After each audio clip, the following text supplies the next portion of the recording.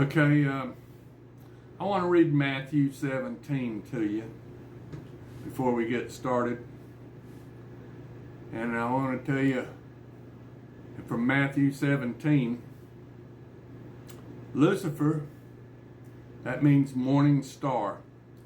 That's another name for Satan. Lucifer wants to copy Jesus, to pretend to be Jesus, Satan. The dragon, the serpent, the snake, the flying dragon, the reptile. That's all names for Satan. Lucifer, the morning star. And Jesus Christ is the bright morning star. And all those places in the ancient world that are lined up with the moon, they worship Satan there because all of God's prophecies involving Satan are of the moon. Jesus is the Son of God. He is the light of the world. Stonehenge, all those places with the spring, summer, winter equinox. They worship God there at those places because they're lined up with the sun, not the moon. Now, let's read Matthew 17, what Jesus looks like as a spiritual being up in heaven. Now, let's read Matthew 17. Now, after 6 days, Jesus took Peter, James, and John, his brother, led them high up on the high mountain by themselves, Mount Moriah, where the Temple Mount was. They built Solomon's temple on Mount Moriah, the Mount of Transfiguration. And he was transfigured before them.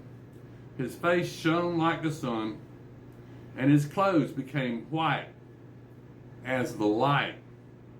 And behold, Moses and Elijah appeared to them, talking with him.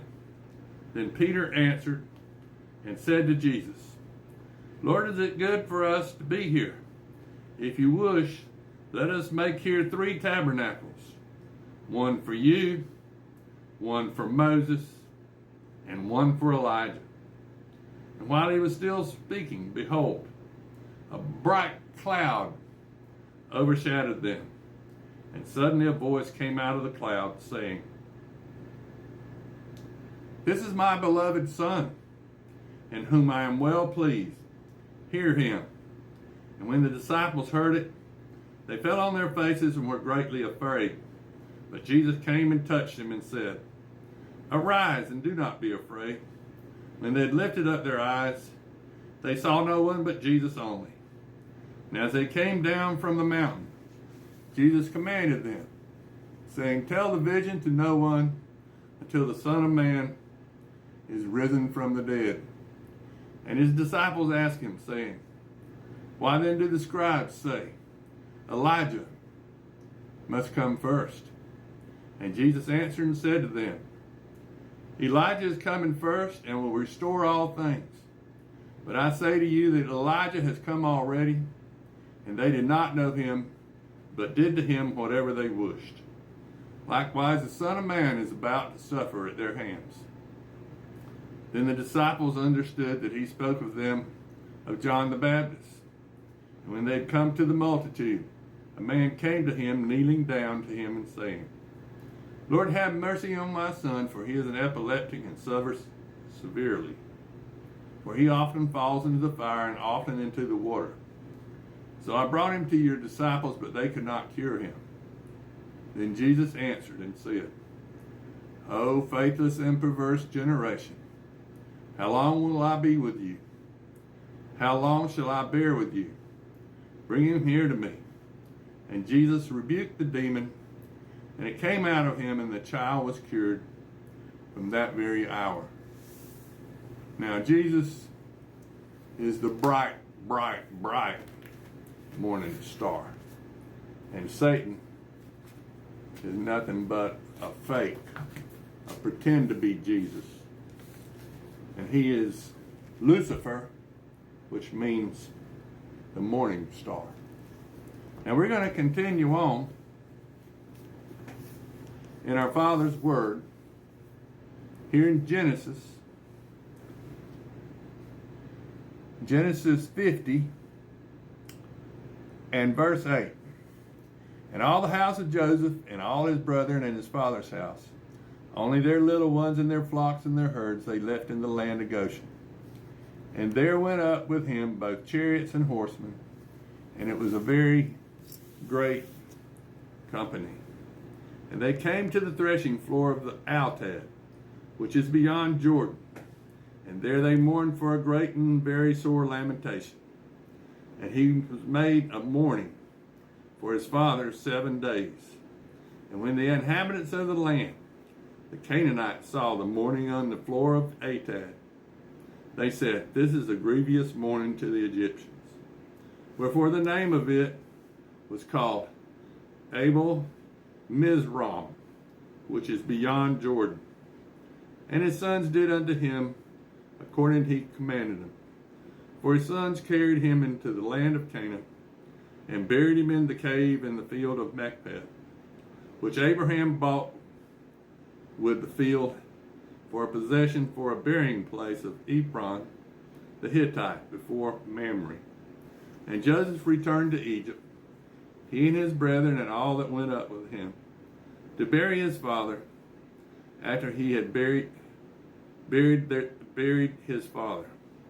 And when Joseph's brethren saw that their father was dead, they said, Joseph will peradventure hate us, and he will certainly requite us all the evil which we did unto him.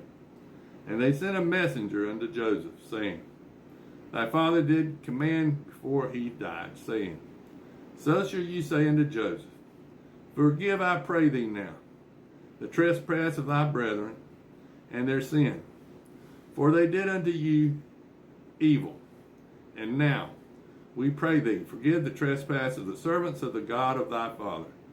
And Joseph wept when they spake unto him. And his brethren also went and fell down before his face. And they said, Behold, we be thy servants. And Joseph said unto them, Fear not, for I am in the place of the God.